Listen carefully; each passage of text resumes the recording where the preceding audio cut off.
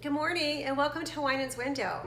I thought I would take a few minutes this morning during my morning coffee to share with you a few things about our family.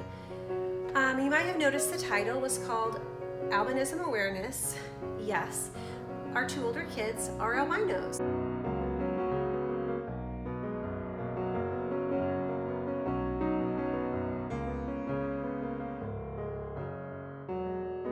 Now, their condition is primarily in their eyes. They have a condition called ocular albinism, and it affects their vision. The cones and rods in their eyes do not form properly. So it's probably three things go on there. One, their eyes vibrate back and forth in order to pick up light. This is called nystagmus. Number two, their eyes are dilated open most of the time in order to get as much light in as possible for them to see. And number three, they struggle with depth perception. As you can imagine, if your eyes are vibrating to pick up light, if your eyes are dilated all the time, they're very sensitive to light. And if your depth perception is off, it makes it impossible for you to drive. However, Emily, her condition is a little less severe, and so she's been told that she will be able to drive. She's looking forward to her permit and getting her license. And our son is going to be able to drive with the use of bioptics. It's a special device that hooks on a pair of specially made glasses, and through training and through some classes, he will be able to get his license with the use of those. Now, that, as you can imagine, that requires a lot of time, and right now he's concentrating on high school and playing football, so he's not really interested in getting his license anytime soon. However, the thought of self-driving cars really excites our family. This would give Josiah freedom that we never thought possible before. If you're like most people, when you hear the word albinism, you think of really white skin, white hair, and that is true. However, there are different degrees of albinism, and our children's albinism is primarily only in their eyes. Most people wouldn't even recognize that my children are albinos. When they're out with a group of friends, they don't really look any different. There's no outstanding characteristics.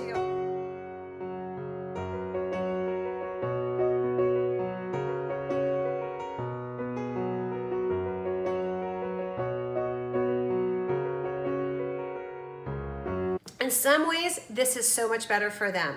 They are not picked out in a crowd. Strangers don't walk up and ask them what's wrong with them. However, it can also be a hindrance because a lot of people have no idea. Kids are always intrigued. Why do your eyes vibrate? It is true, they're very fair, and they sunburn really easy. Living here in Phoenix, I really wish I had stock in the sunscreen company. Here in Arizona, that means they never leave the house without their sunglasses on.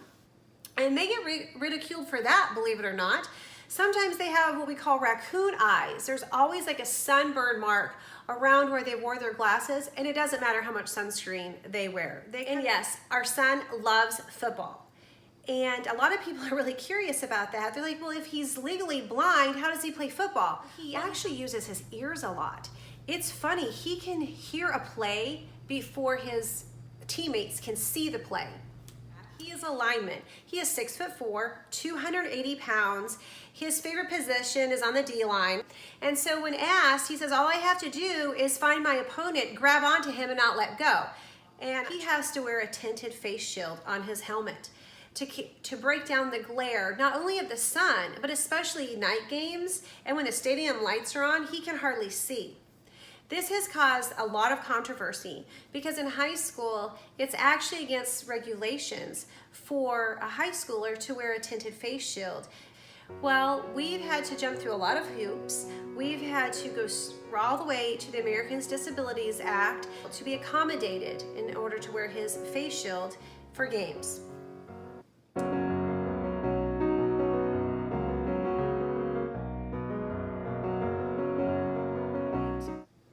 Before every game, the trainer takes Josiah down to the field, has him take off his helmet, has the officials look into his eyes, and he spends a lot of time educating those around him on his condition. So just because it's not noticeable first thing, they do get made fun of, harassed, discriminated against. And so they've learned to speak up and share with people, educate people on the condition that they have. Just because of the constant movement of their eyes and just the best way to describe how they see is like there's something in front of their eyes all the time. And so they're always trying to manipulate and maneuver their head around so they can have the best visual field possible. This is actually exhausting. And so they require more sleep. They require more downtime. If they're in a crowded room and it's noisy and there's music blaring, like a school dance, it's actually physically exhausting for them to be there. So they are naturally quieter children. They're very social, but they don't really care to go out and party. Maybe that's been a really good benefit side of it. Sometimes having ocular albinism has brought them a lot of pain. The condition isn't painful, but I think it's brought them emotional pain. It is difficult when all their friends are getting their driver's license, and it's difficult to always ask your friends for rides. Just the fact that Josiah has a dark face shield, and we had to jump through hoops for him to have that, and before every game, to take off his helmet, to show the officials his nystagmus, to have to advocate on a daily basis why you have these different conditions, I believe has given them character. And so sometimes when I see the emotional pain that they're going through, do I wish they didn't have that condition? Do I wish they could drive and help me out a little bit?